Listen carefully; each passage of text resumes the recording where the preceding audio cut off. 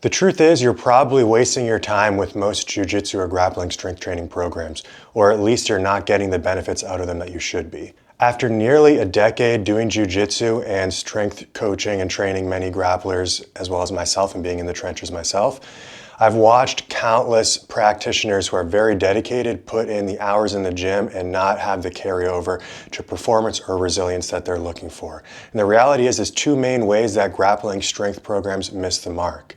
First, most are simply recycled powerlifting or bodybuilding routines with jiu-jitsu or grappling slapped on the title. These are the biggest lifting sports on the internet, and the internet is full of advice around strength training coming from this sort of background. And since jiu-jitsu is a new sport, that's where a lot of it comes from. This isn't the worst approach, since general strength does have a lot of value, but these programs can often make it harder to balance with actual jiu-jitsu training, and that's something that people struggle with a lot. They create excessive fatigue, joint stress, and often miss opportunities to strengthen certain strategic areas that will specifically support your grappling game. The second mistake is worse, and it has to do with using so-called sport-specific exercises that end up being what I like to refer to as two stones, no birds exercises. That's a term I got from Dr. Pat Davidson, who's a super awesome exercise science guy. You may know what I'm talking about. These are those sorts of drills you might have seen on Instagram that try to mimic the sport with resistance added on, like cable machine kimuras or weighted shrimping, cable triangles, and spider guards and things like that. They look cool and seem like they transferred to jiu-jitsu, but they actually don't.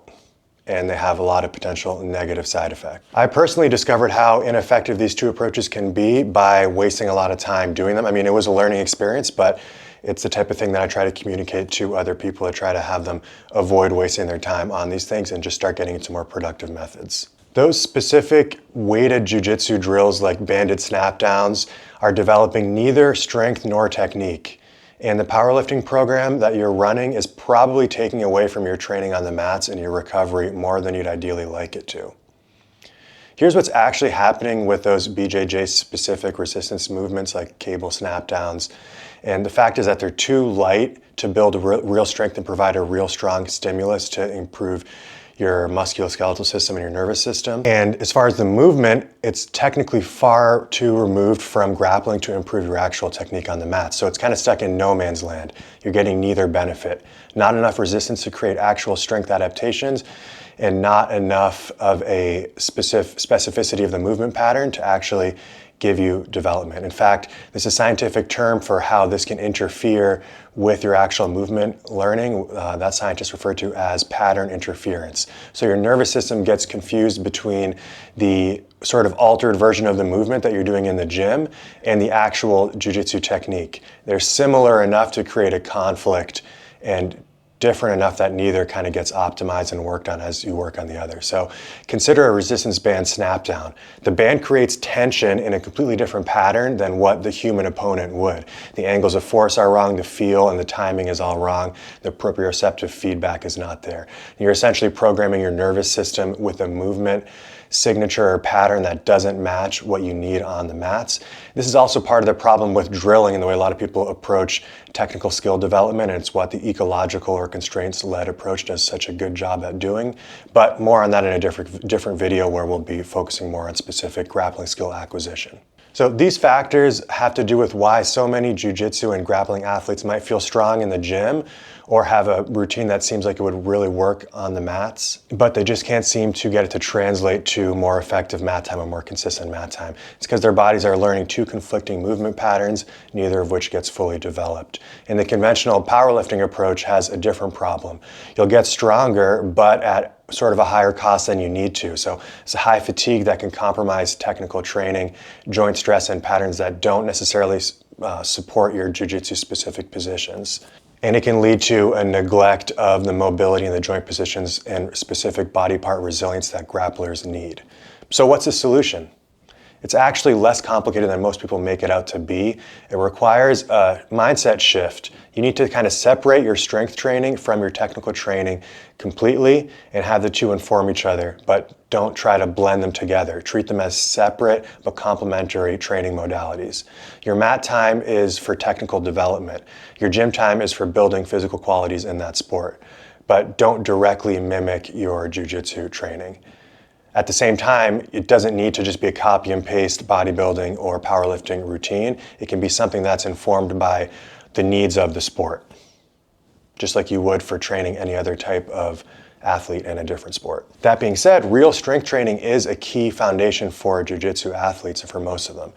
Building foundational strength through compound movements that are modified for your specific body and not necessarily to the powerlifting standards, but variations that better match the demands of jiu-jitsu and what your body needs. And that might be a basic powerlifting exercise like a bench press if that works for you, but we can make lots of modifications to the range of motion, the implement, the stance, and things like that to have it fit better for your body and the demands of your specific jiu-jitsu game.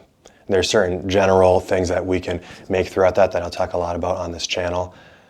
But basically, it's useful to separate yourself from some of these bodybuilding or powerlifting standards and just think of yourself as a jiu-jitsu athlete first and foremost, and how can your lifting support that. So the first simple step of that is just choosing compound movement lift variations that work best for your body, that give you a really good stimulus to fatigue ratio.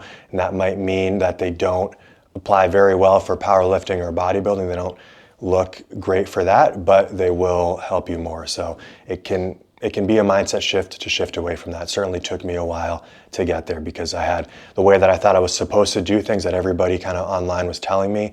And some of that is valuable and some of it isn't valuable for jiu-jitsu athletes. The second change is directly strengthening common jiu-jitsu resiliency sites or areas that are commonly injured for your game specifically. So jiu-jitsu has predictable injury patterns: neck, shoulders, back, knees, hips, hands and elbows and forearms. And that might be individually dependent, but your strength program should include targeted protocols for those vulnerable areas, not just hope that general strength work transfers over or that your standard bodybuilding and powerlifting accessories will address those areas, because they won't.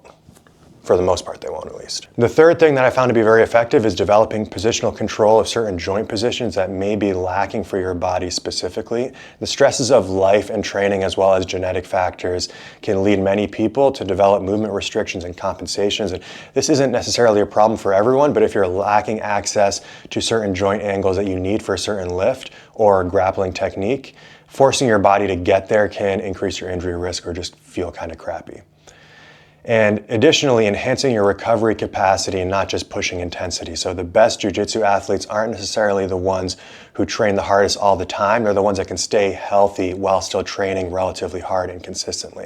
And your strength training program should support this with appropriate volume, intensity, and movement selection. Those are kind of the main dials we can change. And when I implemented this approach with myself and my clients, I had a dramatic shift in my results. So my injury rates dropped significantly and the way that I felt improved significantly.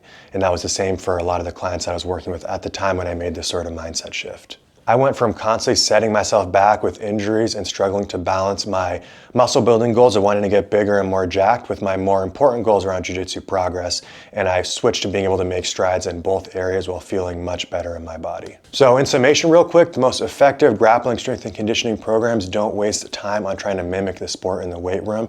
Understand the distinction of building fundamental strength and resilience in the gym and then expressing those qualities through technique and improving your technique on the mats.